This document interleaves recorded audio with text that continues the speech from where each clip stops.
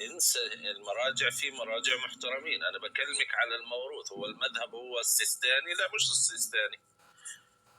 هو السيستاني اصلا قرأ كل مراجع الشيعة؟ ما قرأ. انت اليوم بدك تنتمي لمذهب أسس له الشيخ المفيد وأصل له الكليني. الكليني في كتبه في شيخنا الفاضل أنا معك شيخنا الفاضل. أنت يقول إن عمر بن الخطاب وأبي بكر استولوا على الخلافة وكسروا ضلع الزهراء وقتلوا ما في بطنها وعملوا كذا وانقلبوا. يعني أنت برأيك كل الصحابة عدول شيخنا الفاضل؟ 120 صحابي هن عدول؟ 120 بس أبو بكر وعمر وعثمان زكاهم النبي، معصومين، صاحبهم النبي. أنا ما بيهمني، أنا كإنسانة مسلمة. لحظة شيخنا خليني أوضح لك، أنا كإنسانة مسلمة بعد آل البيت ما بقى يهمني حدا، ما بقى يهمني أي إنسان على وجه الدنيا. أنا بيهمني إرضاء ربي وآل بيت رسول الله فقط. النبي عندك معصوم؟ النبي عندي معصوم عصمي الكامل. أنا هيدا اللي تربيت عليه من والدي. حلو. اجي اتفاجئ بكتبنا يقول الشيعة انه عندنا بكتبنا طيب الرسول منه معصوم. اذا النبي معصوم يصاحب نعم المنافقين. نعم المعصوم يصاحب ويتزوج بنات منافقين والعياذ بالله. شيخ انت انسان هلا رائع بمجتمعك والله بعت لك صديق ما منيح، بتكون انت ما منيح؟ ما أنا مش معصوم، النبي معصوم. النبي وإذا كان معصوم الله بيعطي عبر بالدنيا شيخنا الفاضل. عارف ليش لا ما بتزبط؟ لا ما بتزبط. كيف ما بتزبط؟ لأن الله أمره في القرآن الكريم قال يا أيها النبي جاهد الكفار والمنافقين. طب هو كيف معصوم إذا ما جاهدهم وصاحبهم وتزوج بناتهم وكان يأكل ويشرب معاهم؟ شيخنا الفاضل هذه الروايات ما إنها صحيحة وأنا بحثت عنها إنه إمام علي زوج حدا من الصحابة. طيب أنا بحثت بنفسي وما خليت الإمام علي. أنا بقول لك النبي يا أختي، النبي هذه آية يا أيها النبي، آية يا أيها النبي جاهد الكفار والمنافقين. اللي تزوج مين؟ هو النبي. أنا ما بتكلم عن علي بن أبي طالب، أنا بقول عن عصمة النبي.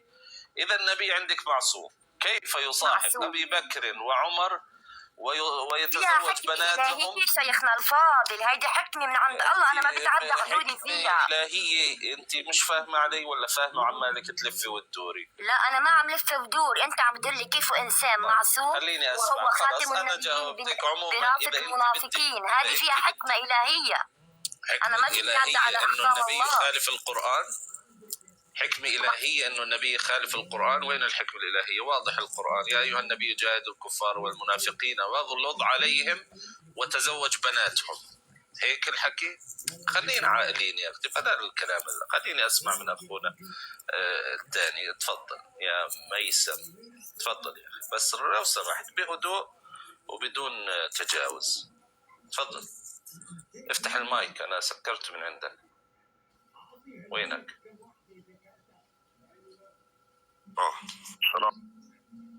السلام ورحمة الله. لحظة أنا بالغلط سكرت عليك. لحظة. وينك؟ أيوة تمام. الله يعطيك العافية دكتور، كيف حالك؟ حياك الله يا أخي. ميسم تفضل. ماسيماس أهلا وسهلا فيك. تفضل. إيش مداخلتك؟ خلص إحنا انتهينا من النقاش مع الأخت هاي.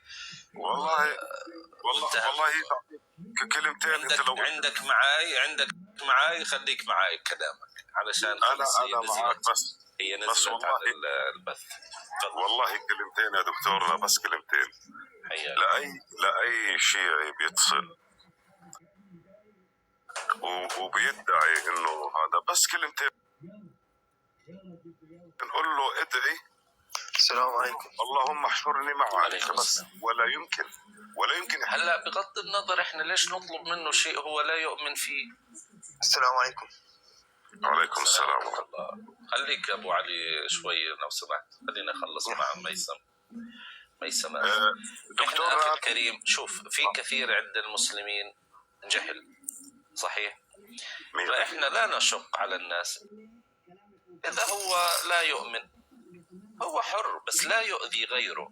شوف هذه هي القاعدة. اليوم أنا لا أؤمن بفلان أبو محمود، أنا ما بدي يا أخي أتعامل مع أبو محمود، بس بالمقابل لا تجبرني انه لازم انا ادعي له ولازم اترضى عليه، خلاص هو حر. لكن الشرط بيننا وبين كل المسلمين سنة وشيعة واللي بدك اياه انه لا يجوز فلان ان يؤذي غيره من المسلمين بما في كتبه هو.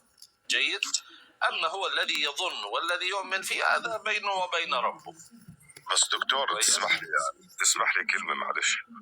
يعني انت لما بتحكي المسلمين، نحن المسلمين سنة وشيعة، لا يعني هذه بحد ذاتها والله غير مضبوط الكلام، مع احترامي. انا بقول لك ليش.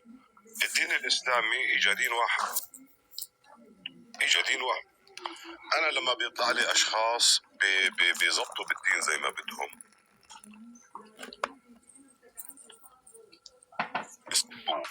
وبيطعنوا زي ما بدهم، انا لا يجوز اني احكي لهم هذول المسلمين بصراحه. لا يا اخي شوف علي، النبي امرنا كيف نتعامل مع بعض حسب ما النبي بده، مش حسب ما انا وياك بدنا. شو امر النبي؟ ايوه، قال من صلى صلاتنا واستقبل قبلتنا واكل ذبيحتنا فذلك المسلم واذا كان له ذمة الله. حتى المنافقين يا اخي، حتى المنافقين كيف تعامل معهم النبي؟ قال الله فاعرض عنهم حتى يأتي الله، فاصفح عنهم واعرض حتى يأتي الله بأمره. يعني المنافقين، حتى المنافقين تركهم النبي حتى يلقوا ربهم على ما هم عليه من النفاق. لكن المنافق يعامل إذا أظهر الإسلام يعامل معاملة الإسلام، لأنه الظاهر تبعه هو الإسلام. طيب، ولا يجوز البحث في السرائر. دكتور تسمح لي أسألك سؤال صغير؟ تفضل. الرسول محمد عليه الصلاة والسلام، اللهم صل على محمد. أنا بدي إياك تجاوبني جواب يعني يكون يشغل دليل. الرسول محمد عليه الصلاة والسلام موجود الآن بيننا. نعم. وطلعت طلعت هاي النوعية من البشر. الرسول يعتبرهم مسلمين هذول، بس